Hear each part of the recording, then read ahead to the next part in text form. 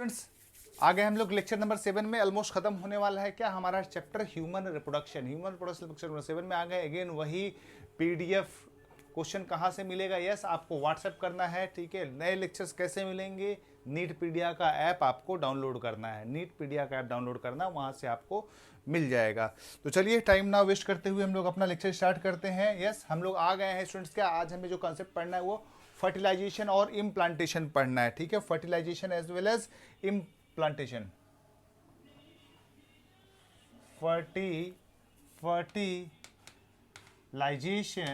Fertilisation पढ़ना है। Okay, now fertilisation actually है क्या students? Union of male and female gamete. आपको बचपन से पता है, सर बचपन से नहीं, क्लास 10 से पता है। अच्छा, क्लास 10 बचपन नहीं होता है, तो आपको बचपन से पता है क्या फर्टिलाइजेशन मतलब होता है fusion of male and female gamete. इतना तो आपको पता है, लेकिन हम इसको थोड़ा कम्प्लेक्स में पढ़ेंगे, ठीक है, थोड़ा डिटेल में पढ़ेंगे। सबसे पहली बात फर्टिलाइजेशन होने के लिए क्या होना जरूरी है? मैरिज। भाई बिना मैरिज के भी फर्टिलाइजेशन हो सकता है और हो रहे हैं, ठीक है। तो चलिए, फर्टिलाइजेशन के लिए सबसे पहला जो है क्वेटस होना चाहिए, ठीक है। पहला नेचुरल बता रहा हूं मैं, आर्टिफिशियल विदाउट क्वेटस भी हो सकता है, ठीक है। क्वेटस सबसे पहला स्टेप होगा आपका क्या? कोइटस, जिसको हम लोग बोलते हैं क्या? सेक्सुअल इंटरकोर्स भी बोलते हैं। इसमें क्या होगा? Male will inseminate the female, male will inseminate the female, male will power semen in vagina, ठीक है, इन वेजाइना, या आप बोल सकते हैं इनसेमिनेशन करेगा, इनसेमिनेशन करेगा। दैट मीन्स इंसर्शन ऑफ इन मतलब इंसर्शन, सेमिनेशन मतलब सीमेन, इंसेमिनेशन करेगा। नाउ इंसेमिनेशन स्टूडेंट्स, यहाँ पे टर्म आपको बता दूं, यहाँ पे इंसेमिनेशन एक्चुअली दो टाइप का होता है, ठीक है। एक नेचुरल जो एक्ट ऑफ सेक्सुअल इंटरकोर्स में होगा, लेकिन कुछ लोगों में इरेक्शन नहीं होता है, इरेक्शन ऑफ पेनिस, या ओल्ड एज के कारण या किसी डिजीज के कारण इरेक्शन ऑफ पेनिस नहीं होता है, वो क्वेटस नहीं कर पाते हैं। वैसे केस पे हम लोग आर्टिफिशियल इंसेमिनेशन भी करते हैं। Yes, artificial insemination. So students, आपको ये पता चल गया इंसेमिनेशन जो है हमारा दो टाइप का होगा, एक नेचुरल, दूसरा सॉरी आर्टिफिशियल। नाउ एक और बात देखिए, नाउ कोइटस होगा, सीमेन भी वेजाइना में आ गया। चलो मैं बनाता हूं यहां पे, ये यूट्रस आपको बनाया मैंने, ठीक है, ये सर्विक्स, और ये आपका मैंने वेजाइना बनाया, ठीक है, वेजाइना बनाया। मान लीजिए सर ये स्पर्म जो है यहाँ पे आ गया, ये स्पर्म जो है आपका यहाँ पे आ गया। कहाँ पे आ गया? यस, यहाँ से इंसर्ट हुआ वेजाइना में, ठीक है। नाउ वेजाइना में आते ही इसके पास अभी कैपेसिटी नहीं होता है, ट्रेवल करने का क्षमता नहीं होता है। एक्चुअली देखें होगा क्या, यहाँ पे फलोपियन ट्यूब एक साइड का ही मैं बना रहा हूं भाई साहब,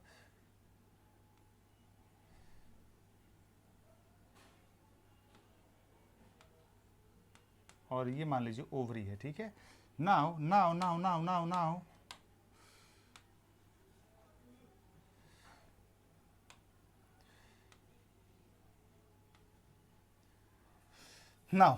एक चीज देखिए, अब देखिए ये स्पर्म जो है या वेजाइना से ट्रेवल करते हुए इसको यहाँ पे जाना है, ठीक है। नाउ इसको कैपेसिटी गेन करना होगा यहाँ से लेके वहाँ तक जाने का, ठीक है।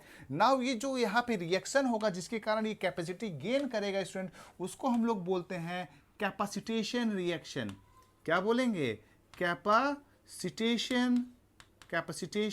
कैपेसिटी देने वाला रिएक्शन जो होगा उसी को हम लोग बोलते हैं कैपेसिटेशन रिएक्शन, ठीक है, कैपेसिटेशन रिएक्शन।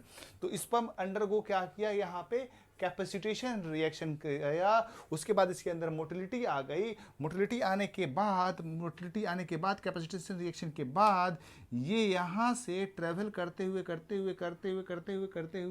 यूट्राइन कैविटी में आया। यूट्राइन कैविटी से आ गया यहाँ पे, कहाँ पे आ गया भैया, एम्पुलोस्थमिक जंक्शन पे। कहाँ पे आ गया, एम्पुला और स्थमस के जंक्शन पे। कहाँ आ गया, एम्पुला और स्थमस। सब क्वेश्चन है, क्या कौन सा रिएक्शन करेगा, कैपेसिटेशन रिएक्शन। कहाँ पहुंचेगा, यस, एम्पुलोस्थमिक जंक्शन पे।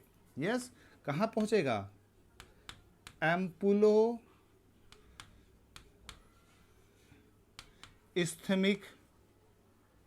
जंक्शन। कहाँ आ गया, एम्पुलोस्थमिक जंक्शन पे आ गया। नाउ इस एम्पुलोस्थमिक जंक्शन पे एक्चुअली इसका कोई वेट कर रहा होगा। कौन वेट कर रहा होगा भैया, ओवम कर रहा होगा, ठीक है।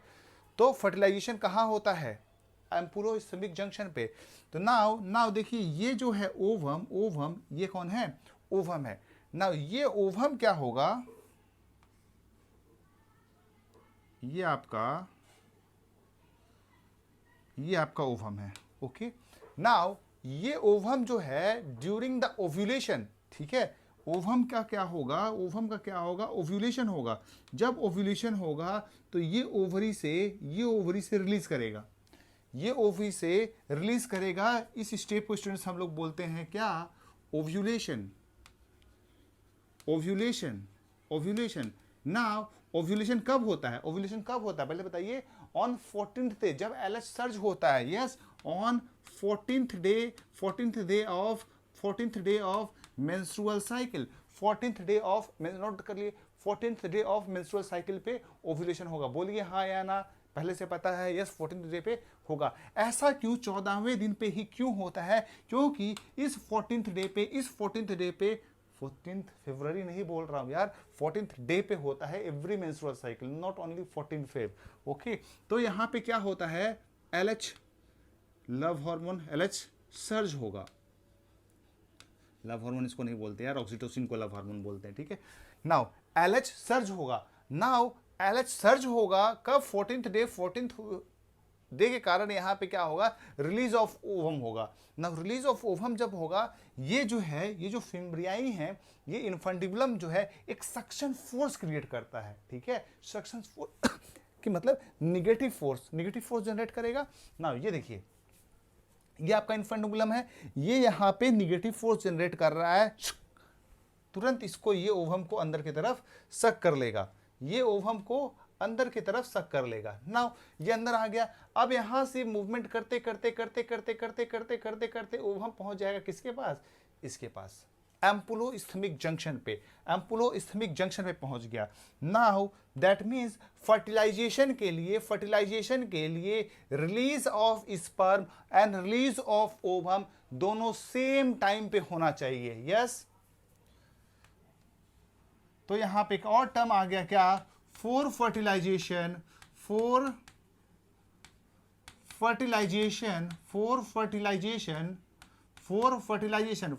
के लिए क्या क्या क्राइटेरिया भैया, एक तो हेल्दी स्पर्म एम्पुलोस्थमिक जंक्शन पे पहुंचना चाहिए, दूसरा both gamete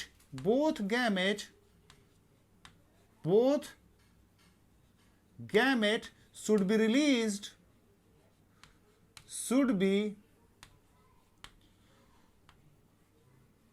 released at same time, both should be released at the same time। और एक बात देखिए, ये जब होता है ओव्यूलेशन जो होता है मेंस्ट्रुअल साइकिल में, आपको मैंने बताया था क्या, 3 दिन इधर 3 दिन उधर, आपको पता होगा जब अंडे का रिलीज होता है, ओवम का रिलीज होता है, चांस ऑफ फर्टिलाइजेशन कहां होता है ज्यादा, fertile period of the menstrual cycle में।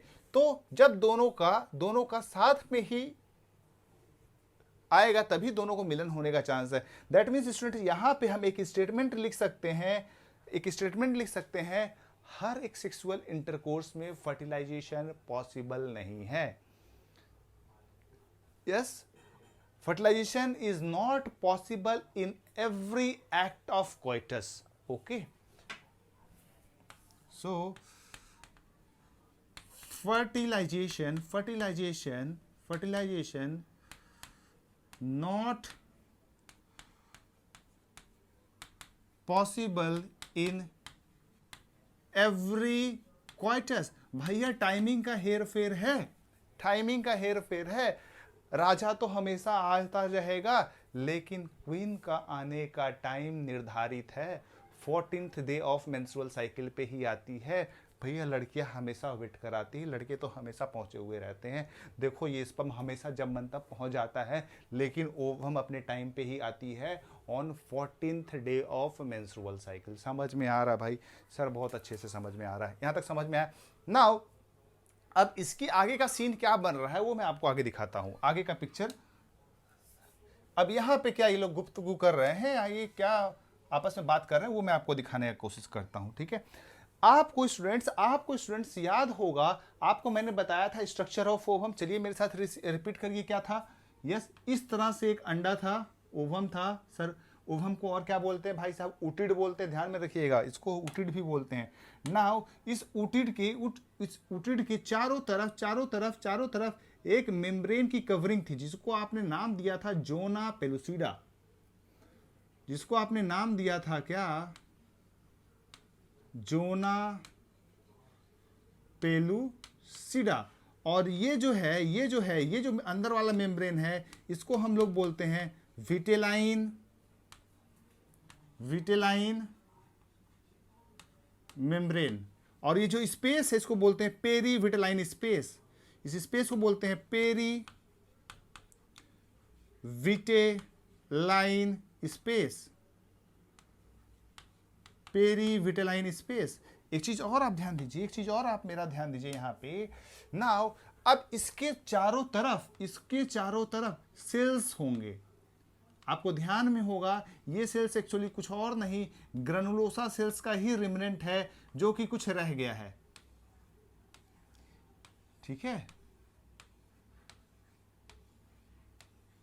इस तरह से सेल्स इसके चारों तरफ पाया जाता है। स्टूडेंट्स इस लेयर्स को हम लोग बोलते हैं क्या? आपको पता होना चाहिए, पहले ही पढ़ा चुका हूं, इसको हम लोग बोलते हैं कोरोना रेडियाटा। भाई साहब कोरोना रेडियाटा क्यों बोलते हैं? ऐसे लगता है कि रेडिएट कर रहा हो कोरोना के जैसा, इसीलिए कोरोना वायरस नहीं यार, कोरोना रेडियाटा, इसको हम लोग बोलते हैं कोरोना रेडियाटा, ठीक है ना। कोरोना रेडियाटा ना, ये कोरोना रेडियाटा के बीच में अंदर में गोंद रहता है, ठीक है, गोंद रहता है चिपकाने के लिए इनको, ठीक है, जिसको स्टूडेंट्स हम लोग बोलते हैं हाइलुरोनिक एसिड। क्या बोलते हैं इसको? Hyaluronic acid.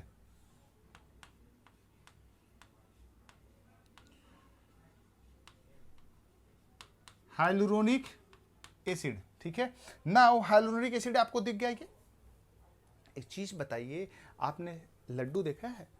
लड्डू को जो बूंदी होती है उसको हम लोग चीनी के रस में डालते हैं, तभी जाके वो गोल बन पाता है, चिपक पाता है। सेम वही हाइलुरोनिक एसिड भी वही रस का काम कर रहा है, इस बूंदी के लड्डुओं को चिपका के रख रहा है। समझ में आया? नाउ अब एम्पुलोइस्थेमिक जंक्शन पे कौन यहाँ पे आ गया है भाई साहब? ये आ गए हैं स्पर्म साहब। आपको पता होगा इसके पास न्यूक्लियस तो था ही, साथ में इसके पास इस तरह से एक कैप था, जिसको आपने नाम दिया था एक्रोजोम। याद रखिए एक्रोजोम क्या है? मॉडिफाइड गोल्गी बॉडी है, ठीक है, मॉडिफाइड गोल्गी बॉडी, एक्रोजोम, जो मॉडिफिकेशन ऑफ गोल्गी बॉडी है, नाउ स्टूडेंट्स ये एक्रोजोम जो है अब एम्पुलोइस्थेमिक जंक्शन पे जाके यहाँ पे इसके पास अटैक करेगा। किसके पास अटैक कर रहा है? यहाँ पे अटैक कर रहा है। नाउ यहाँ पे अटैक ये कैसे करेगा? ये जो यहाँ पे केमिकल्स है, इसके अंदर जो केमिकल्स है उस केमिकल्स को रिलीज कर रहा है, केमिकल्स को ये रिलीज कर रहा है। कौन? एक्रोजोम, ठीक है ना। ये जो रिलीज ऑफ केमिकल्स है, इसको स्टूडेंट्स हम लोग बोलते हैं एक्रोजोमल रिएक्शन।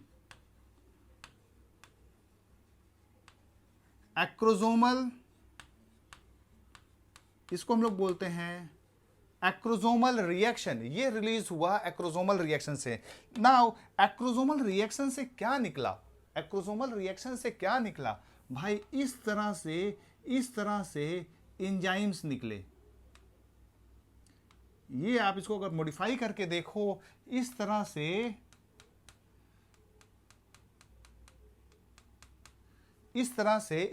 एंजाइम्स निकला। ठीक है, आपको पता होगा इस एंजाइम का नाम हमने दिया था स्पर्म लाइसिन। स्पर्म, ध्यान में आ रहा भाई साहब, स्पर्म लाइसिन ना। ये स्पर्म लाइसिन जो है क्या करेगा, आप देखें।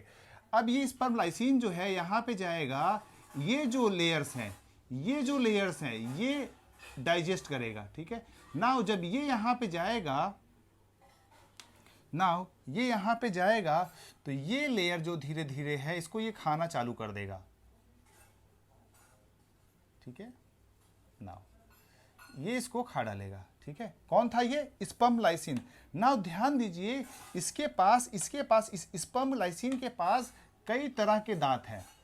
इस स्पर्म लाइसिन के पास कई तरह के दांत हैं, अलग अलग दांत। ये अलग अलग चीज़ों को डिस्ट्रॉय करने में यूज़ करता है। ठीक है, अलग अलग चीज़ों को डिस्ट्रॉय करने में ये करता है। ठीक है, 3 कलर का होता है बताया। आप देखो यहाँ पे एंजाइम क्या क्या होगा। यस, कोरोना को डिस्ट्रॉय करने के लिए इसका नाम हो गया कोरोना पेनिट्रेटिंग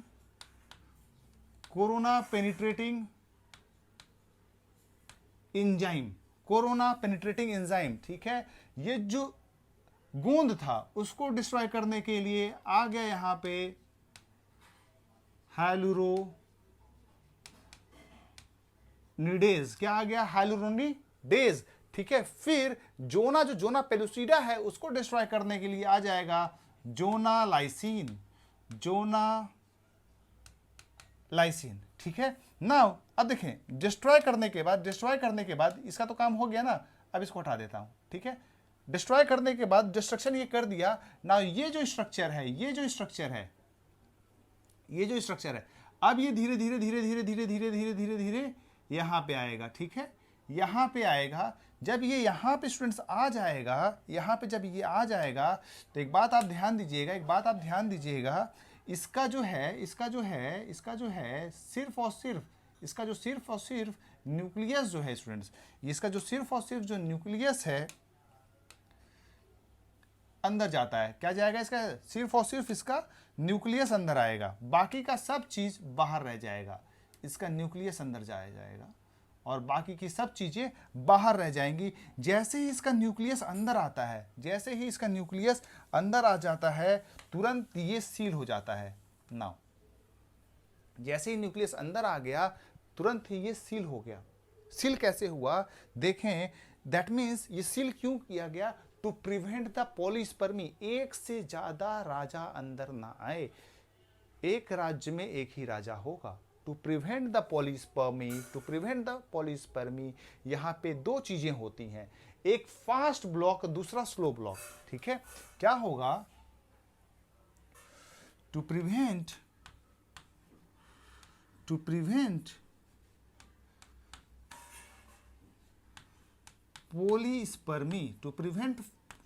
पॉलीस्पर्मी, एक होगा फास्ट ब्लॉक, तुरंत ब्लॉक कर दिया जाएगा।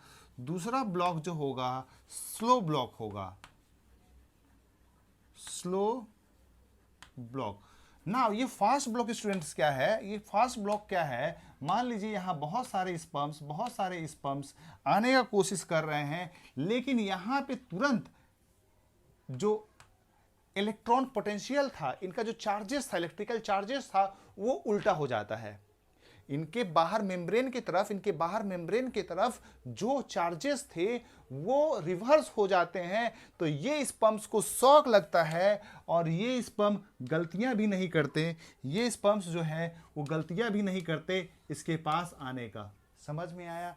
तो स्लो ब्लॉक जो होता है, फास्ट ब्लॉक जो होता है, वो टेम्पररी मेथड होता है और सिर्फ वहां पे सिर्फ क्या होता है, आयंस का इंबैलेंस होता है, आयंस का चेंजिंग होता है, इलेक्ट्रोलाइट्स का चेंजेस होता है, जिसके कारण चार्जेस का डिफरेंशिएशन हो जाता, अलग हो जाता है। ना एक चीज और देखिए, ना इस तरह से यहां पे, लेकिन यहाँ पे इस तरह बहुत सारा पेरिफेरी में बहुत सारा इस तरह से छोटा छोटा छोटा छोटा छोटा छोटा छोटा छोटा ग्रेन्यूल्स होता है। क्या होता है? इस तरह से छोटा छोटा छोटा छोटा ग्रेन्यूल्स होता है। नाउ जैसे ही न्यूक्लियस अंदर आया, जैसे ही न्यूक्लियस अंदर आया, ये ग्रेन्यूल्स बाहर की तरफ चले जाएंगे।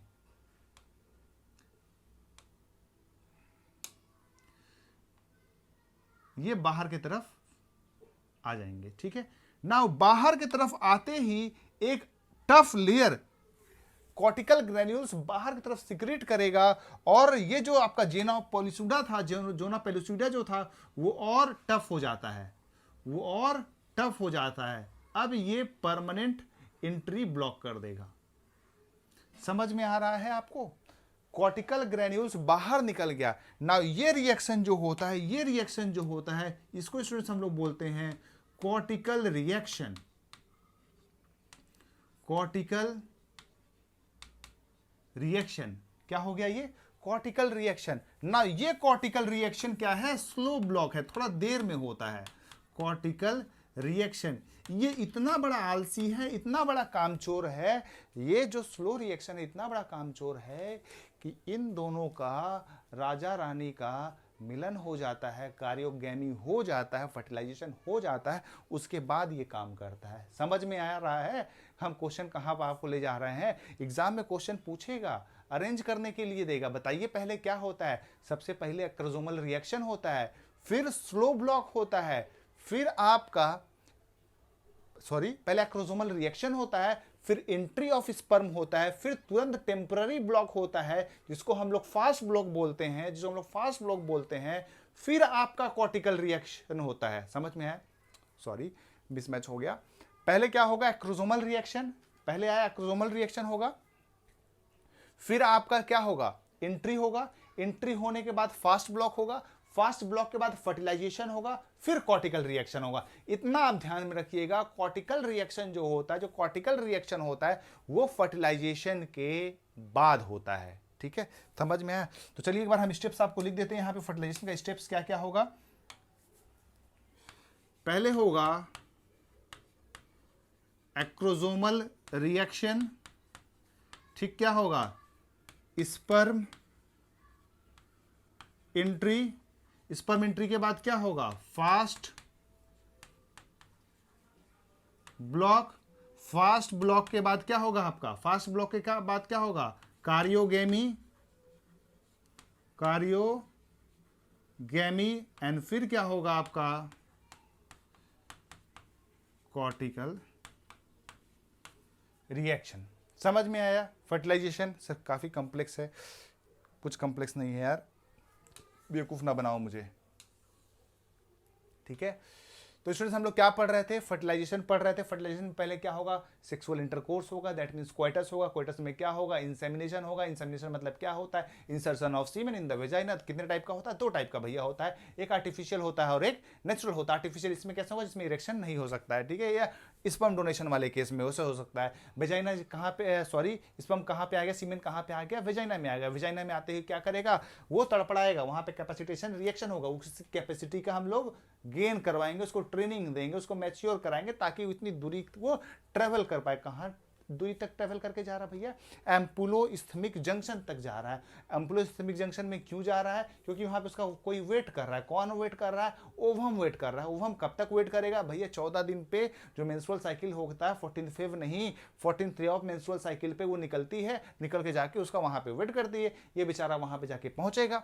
नाउ ये क्यों 14 डे पे सिर्फ वहां पे इसको छूट मिलता है? वहां पे ही एलएच सर्ज होता है, जैसे ही ओवम रिलीज होता है यहाँ पे निकलता है, सक्शन फोर्स क्रिएट होता है और ये यहाँ पे तड़पड़ाते हुए पहुंच जाती है ओवम। अब ओवम पहुंचा तो इसको दोनों का पैचअप होगा, पैचअप होने के बाद फर्टिलाइजेशन होगा, वो आगे इसी में आगे बताऊंगा। लेकिन यहाँ पे एक क्वेश्चन, क्या every act of coitus fertilization करवा सकता है? जी बिल्कुल नहीं। जब टाइम सेम होगा, साइमल्टेनियस होगा, तभी जाके वो हो सकता है। ठीक है, नाउ स्टूडेंट्स थोड़ा आगे देखिए।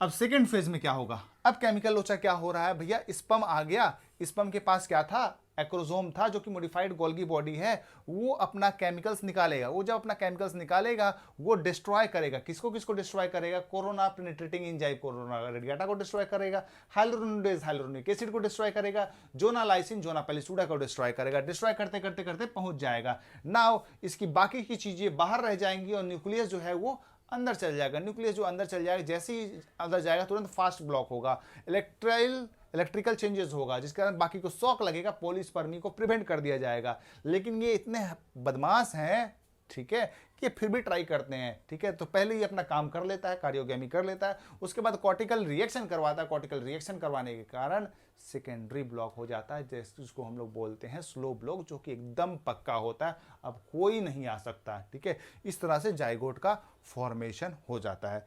तो चलिए फटाफट आप नोट्स देख लीजिए, ठीक है। सारा आपका पॉइंट्स कवर हो गया, नेचुरल आर्टिफिशियल कैपुलेशन, ठीक है, capacitation reaction. Now entry of sperm के बाद अब यहां पे सेक्स डिटरमिनेशन एक टॉपिक दिया हुआ आपके एनसीईआरटी में, आपके नोट्स पे, जरा उसको आप देख लीजिए।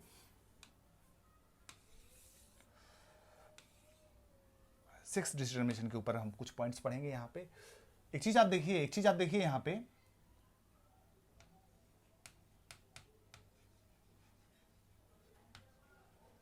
आपको ये क्वेश्चन आ सकता है, आपको अभी मैंने पढ़ाया था, ओवम जो होता है, ओवम का न्यूक्लियस भी रहता है, ओवम का न्यूक्लियस भी रहता है प्लस साइटोप्लाज्म भी रहता है, न्यूक्लियस प्लस ओवम का साइटोप्लाज्म भी होता है। लेकिन स्पर्म का सिर्फ न्यूक्लियस होता है, और ये दोनों मिलके बनाते हैं जाइगोट। जरा न्यूक्लियस के अंदर हम झांक के देखते हैं, तुरंत सेक्स डिटरमिनेशन हमें पता चल जाएगा। फीमेल जो होता है वो XX होता है, फीमेल जो होता है XX होता है, और मेल जो होता है XY होता है। तो फीमेल का गैमेट क्या बन सकता है, यस, फीमेल से गैमेट क्या बन सकता है, X,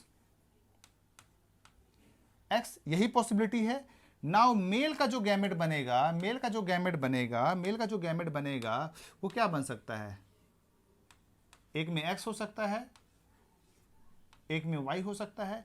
नाउ स्टूडेंट्स देखिए, अगर ये दोनों अगर आपस में मिलते हैं तो क्या होगा, XX का जाइगोट बनेगा, XX का जाइगोट बनेगा। दैट मीन्स ये बच्चा कैसा पैदा होगा, फीमेल। आपको पता होना चाहिए XX क्या है, फीमेल होता है। नाउ अगर नहीं पता तो रट्टा मार लीजिए, XY जो होता है वो मेल होता है। अगर ये इसके साथ मिल जाता है तो क्या हो जाता है,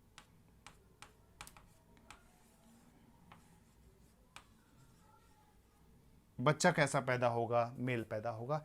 दैट मीन्स एक बात बताइए, चाहे ये एक ही टाइप का गैमेट बना रहा है, कौन, फीमेल जो है वो एक ही टाइप की गैमेट बना रही, X बना रही है, ठीक है। दैट मीन्स, और लेकिन ये इसका अगर X मिलता है तो फीमेल, इसका अगर Y मिलता है तो male. That means for the sex of baby, जो हमारे समाज में फीमेल्स गालियां सुनती आ रही हैं कि लड़का पैदा नहीं हुआ है, लड़की व्हाटएवर, ठीक है, तो उसके लिए एक्चुअली जिम्मेदार कौन है भैया, male. That means father is responsible for the sex of child. यहां पे बड़े अक्षरों में लिखता हूं, यस, फादर इज